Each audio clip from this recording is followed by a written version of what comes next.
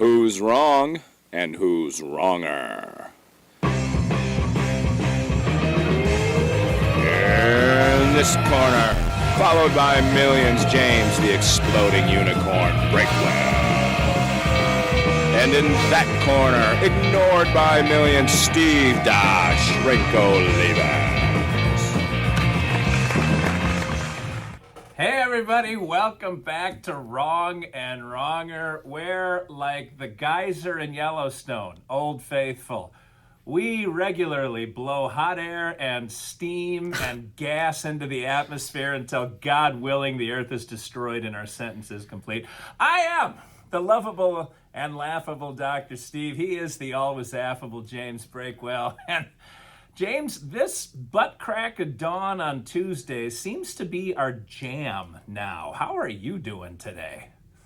I am incredibly depressed by that statement, thinking that this Tuesday morning crack of dawn time slot might be permanent. That really kind of shakes me to my core. So maybe no more hard truths this morning. Maybe chill on that. Chilling on the hard truths? No, we hit the truths head on, James. That's what we do. That is the journalistic integrity that we bring to Judy P every week. I mean, in what capacity are we journalists? You got to walk me through that one.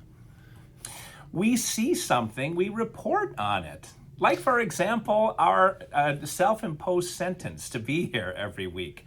I'm not going to dodge the truth that we are waiting for the end days so that we can finally stop doing this podcast. Although, when I'm in heaven and you're in hell, we'll probably do like a heaven and hell podcast and still transmit it to the afterlife. I don't know if you've put any thought into that, but I think there's some sponsorship opportunities.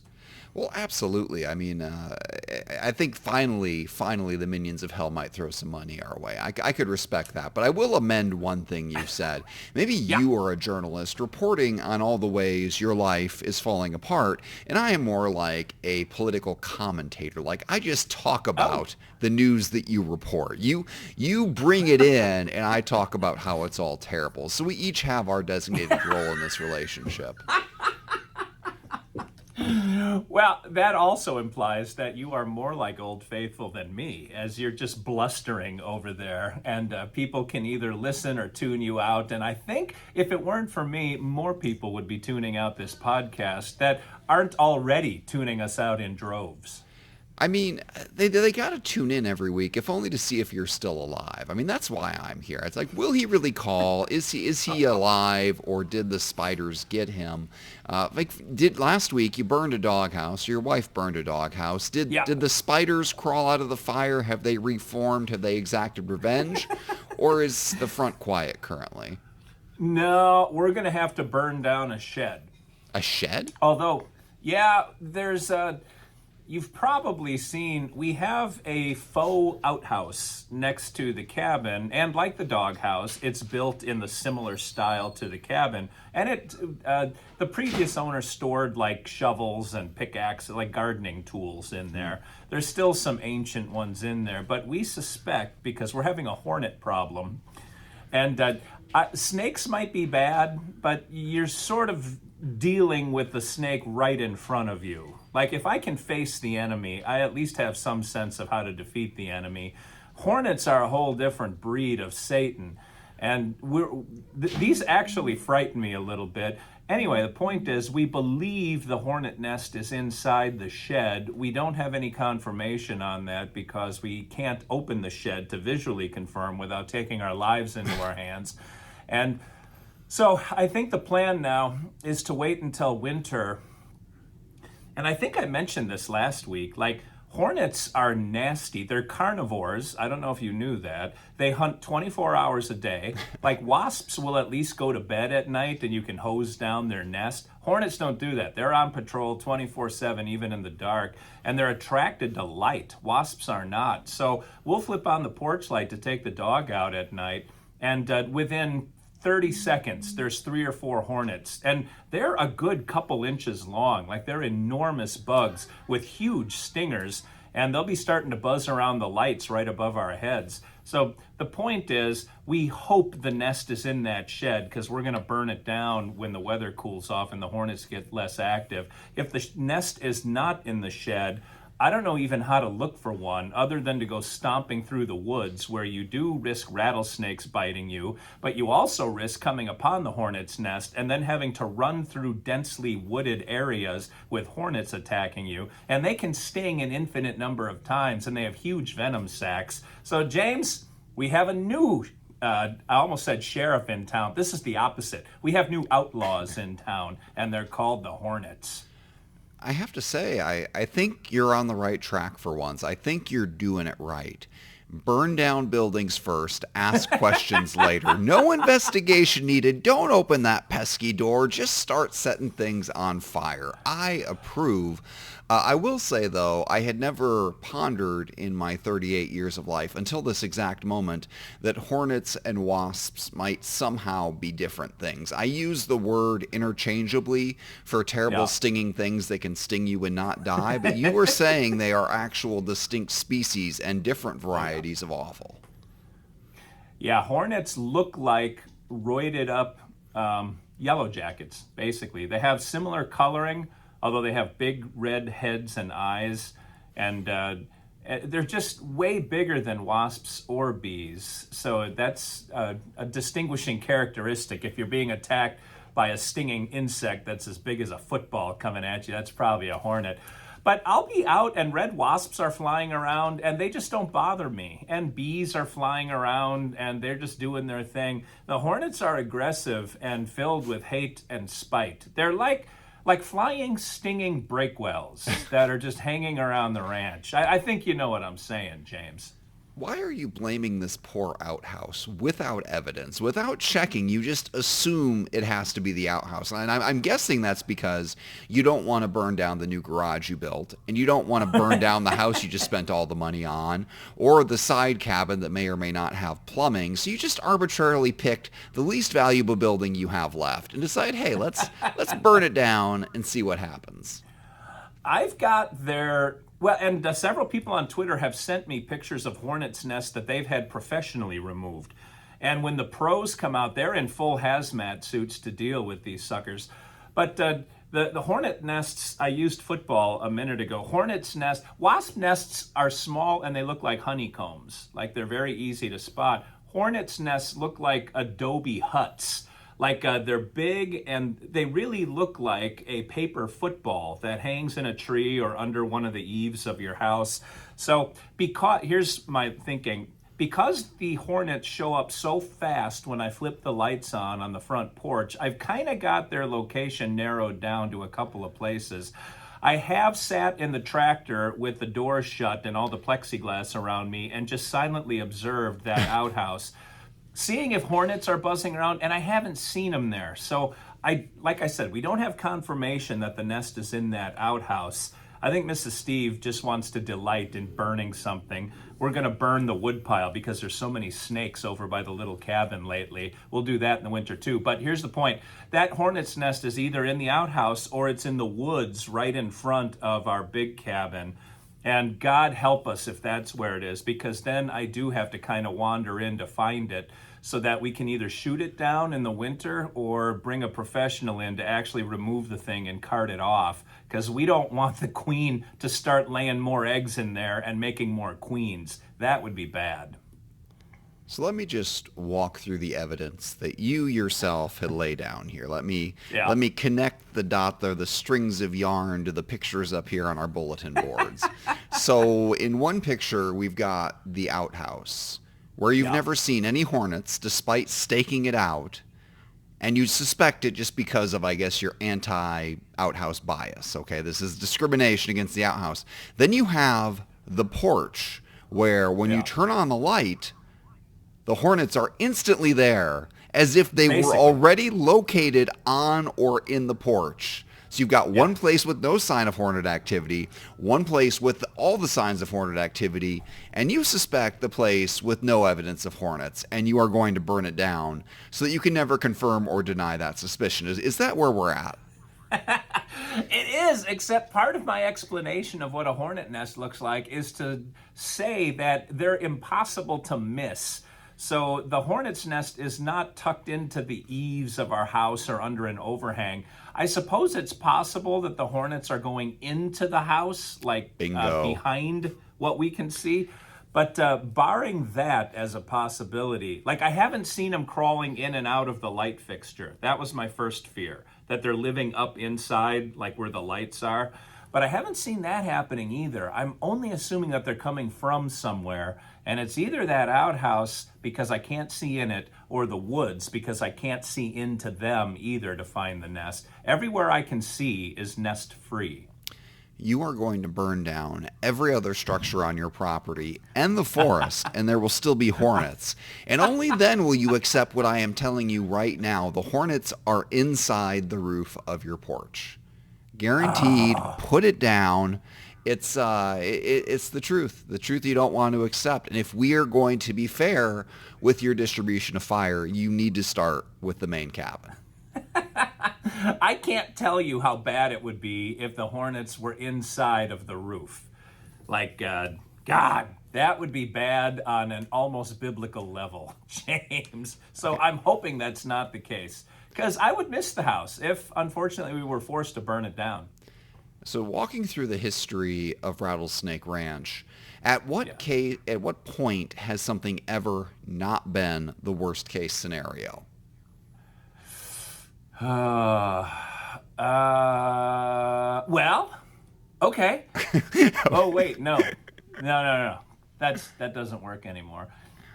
You know, I was about to say, I told you just as we were piping up here to get hot on recording this, that we saw a little red fox with two kits kind of trotting across and going into the woods. And we'd never seen a red fox before. So we've added that to the species on Rattlesnake Ranch. So my first thought when you asked me that question was, well, we have like carnivorous beasts. There is a bobcat on the property, there are coyotes, and there are now red wolves. And they haven't really destroyed anything important to us. However, coyotes have been pooping in very conspicuous places recently, trying to mark their territory. Mrs. Steve, God love her, she told me to go out and pee on the coyote poop so that we can dominate their domination, in other words. And I haven't done it yet, but there is something kind of intriguing to that notion. But here's the point. She set up cameras up by the feeder where all the deers and the turkeys show up, because the deers and the turkeys have been showing up less and less lately, like over the last week or 10 days. And the coyote activity near the feeder is off the charts. Like, they spend all night patrolling back and forth up there. So I think the coyotes are starting to affect the wildlife, which means Doc Steve's going to have to be out with a 223 across my lap in the middle of the night and a night scope trying to pick off coyotes from that feed spot. It's going to happen sooner or later, James, and I'm going to lose a night's sleep, but hopefully we lose a couple carnivores on the ranch. So to be clear, what led into that story was I asked you, when has it not been the worst case scenario? And your story was about a series of carnivorous beasts that you're going to have to shoot because they're overrunning the ranch. Is that... Well, that's why I said... I thought about how cute the red foxes are, and that was immediately overridden by the fact that we're going to be devoured by coyotes at some point if I don't start shooting them. So, yeah, I don't have any non-worst case scenarios, James. Okay, so the hornets are definitely in the roof. You're definitely going to be eaten by a coyote if you're not stung to death first. So we've established this. This is good to know. Man, but you really slipped in something there that we need to revisit. So we've been distracted by hornets and all these other minor predators. You said you have wolves. Where did that come from? Red wolves? Oh, did I say that? Yes. Sorry. I didn't mean to say wolves. Foxes, I think, is what I meant. We have foxes, coyotes, and bobcats. Okay, so you are still I didn't mean to say 100%. wolves. You are 100% wolf free. You're going to go to the bank on that one. We are wolf free. There are no wolves in our part of the country. There are cougars, and I don't believe we've seen a cougar. We saw one at our old house years ago, But we haven't seen one on this property yet. Although I will say, and I've said before, there are big feline paw prints that I've seen in the snow the couple times that it snowed, like near the house. So I don't know if those are bobcats or cougars. I don't have a good enough eye for that kind of detail. But I'm hoping that's just the bobcats wandering around. Not that that's great, but that would certainly be better than a mountain lion. I realize that it is insanely dangerous to ask you to estimate size, but how many inches would you say across this paw print was? Oh, dude. I mean, bro. I'm bridging the communication gap with you, our younger listeners. I put one of my work gloves next to it for scale, and there's a picture somewhere way back on Twitter, and the paw print was as big as the palm of my hand. Like, it was... It was hauntingly large given its proximity to the house. You do realize that bobcats are like fox size, right? Well, I don't know how big their feet are. Like, in my mind, foxes have sort of dainty little feet, and they trot along like the top two keys on the piano. But bobcats, I picture having like big old mastiff-sized floppy feet that they're running around on. So I do hold out some hope that it was a floppy-footed bobcat. A bobcat is like two regular house cats pushed together. Like they're not that big. That was definitely a mountain lion, which delights me. So the alliance of things that are there to eat you has grown by a little bit. You might want to call an exterminator to take a look up there. And if you the bonus point for hiring an exterminator is you'll actually have to look. So you could pay him a ton of money to just open the outhouse door, which you are terrified to do, so we can look up there and say, no, there are 0 hornets in the place where you have not seen any hornets. And then he can look in the place where you have seen all the hornets and say, yes, here in fact is where the hornets are. And then he can charge you $5 or $6 million to clear out your roof there. And then you'll be ready to be eaten by all the other things. But the hornets will not be your cause of death. It will be all the other stuff. And $6 million, well worth the ticket to get rid of these hornets. They're the only thing that has legitimately frightened me on the ranch. Like, I have concerns over our long-term potential as ranchers, given this hornet population. But you know, there's a guy. You can pay a guy to get rid of these. I don't know why this, of all things, would be the threat you worry about. Just pay the guy. Well, two problems with that. One, where we live, there ain't many guys. And two, it's hard to get guys to do anything out where I live. And then two, I don't have zeroed in where the nest is. Everybody who has given me feedback has pre-located the nest and then just sort of wound their guy up and pointed him in the right direction. I am directionless right now. So my guy will have to have some kind of divining rod to figure out where the hornets are. But you only have 2 suspected locations. I mean, it's going to be a very quick process of elimination. To say you don't have a guy, you were down there in rural Tennessee. You're going to go down there and you can go in that diner and be like, so, who wants $200 to play around with hornet poison and fire? And you are going to have a line of like 50 men who want to take on this challenge. It will not even be an issue. Or alternatively, you can say, I hear dudes in Tennessee are afraid of hornets. You know, challenge their manliness, and maybe you'll get them to burn down your ranch for free. I don't think you understand who's in the diner around me on most mornings. Although they probably have a certain practicality in the way they approach matters like this. Farmers tend to have remedies that are a bit unorthodox, perhaps, but tend to be effective. I mean, weren't they looking down on you for your inability to shoot rattlesnakes from a moving vehicle? Like, that's just a practical skill everybody else has that you don't? I think I told you in the barber shop there were guys talking about stuff they've shot from their porch. So I'm guessing that if I mentioned in public that I unloaded 17 rounds at a snake and missed all 17 times, I would be legendary for reasons that I would never outlive. So no, that will never come up, James. They will not ridicule me because that secret is between you and me and Judy P. I think you're worried that these people are going to think less of you, which is literally impossible because you are like weird soda guy. You're the one who gets half Diet Coke, half regular Coke, and everyone in that town and probably the surrounding county knows it. So I don't know what kind of reputation you think you have, but I assure you, you have nothing to lose in this scenario.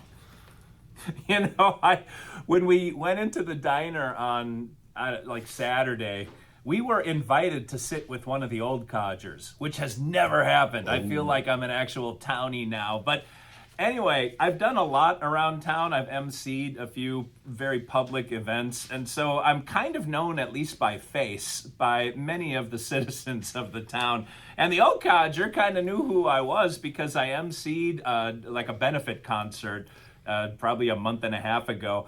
But I said, yeah, I'm the guy that was on the microphone for the Daryl Mosley concert.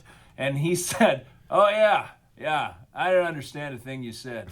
I thought, okay, that's on me, I suppose. But my reputation precedes me most places that I go, James. You know, it is a prerequisite of small town sound systems that nothing intelligible comes out. So really, that is your best venue. You need to spend less time podcasting with me and more time on that microphone where your harm can be mitigated. Yeah, probably. Well, and I have the lead in the town play coming up this Halloween, too. We're doing War of the Worlds, and I've got a heck of a lot to memorize. But I will, again, be putting my beautiful mug front and center for the town to behold. Maybe you could improv a bit. You may look over there, the aliens, and look over there, the Hornets. Who, pray tell, has a local service that can deal with either one, and then just pause dramatically and see who in the crowd stands up. You mean break the fourth wall? James, this is like revolutionary. Isn't War of the Worlds the one where they die from the common cold or something? And everybody already knows they die from the common cold. I don't think well, first of all, you're going to be talking to an empty theater, so I guess the point is moot. But even if you weren't, I mean, this is not a show that can be ruined because much like your reputation, it came pre-ruined. Pre-ruined. Yeah, that's how we used to buy plants from Home Depot. Just pre-kill the plants, and that'll save us the pain of watching them die before our very eyes. But no, we're going to do a matinee and an evening performance because usually, like, the town will pack in places. The high school football team, like, packs the stands when they're home on Fridays. When we did that benefit concert, like, we packed the auditorium. So the town usually shows up for town-centered events, if I'm saying that right. I am guessing we're going to get a really good turnout. Plus, everybody from my office is going to make a pilgrimage out there to watch me in all of my spectacular radiance. Man, they really want to see you humiliate yourself. This is good. I'm glad to hear your coworkers are motivated by spite and have joined the anti-Steve Olivas camp. I'm going to amend my earlier statement. Maybe don't reach out to the public and ask for help with the Hornets because there's a good chance they will side with the Hornets and give them like extra mud to expand their dwellings and further take over Rattlesnake Ranch. Boy, that's true. And the whole they're motivated by spite against Olivas. I was commenting on this with somebody recently. I said, it's funny how I draw exactly the same reaction from everybody in any context in the world around me. Like people end up all sort of treating me the same way. And James, I can't help but think it's me. What way is that? Because I thought I was the only one who saw the real you, but now I have hope. How, pray tell, do other people treat you? I get no respect whatsoever, James. That when I talk, people either mock or laugh or tune out. Like those are the only three modes. I don't understand why people don't understand how cool I am. Like it's very confusing to me. Or that I come down from the mountain with the word and I have things of value to say and to offer the people around me. I want them to take a knee in a semicircle around me when I talk, and it never happens, James. I will agree with you on that final point. As we near the end of the podcast here, I'm glad we have come to a point of agreement. You do have something to offer the world. You are hornet bait and hornet food. You will sustain their colony for years to come. You are a valuable part of the ecosystem, and what the hornets don't get, the cougar and the coyotes and the bobcats, and now the foxes will. So props to you for being up there and making nature work. From the bottom of the food chain and the bottom of our hearts, we thank all of you, Judy P., for showing up again this week to listen to us blow our hot air into the ethos. And unlike Old Faithful, that has a lot of adoring people oohing and ahhing and clapping in the aftermath, we're going to walk this out of here to no applause, like we do every week, James. But until we meet again, until we come face to phone and we bring our brand of Americana to you and spin our tales of lore, this is Steve Olivas, the lovable and laughable Dr. Steve, for James, the he can talk and say words and stuff. Breakwell saying thanks for watching, thanks for listening, and remember, as always, two wrongs can make a right.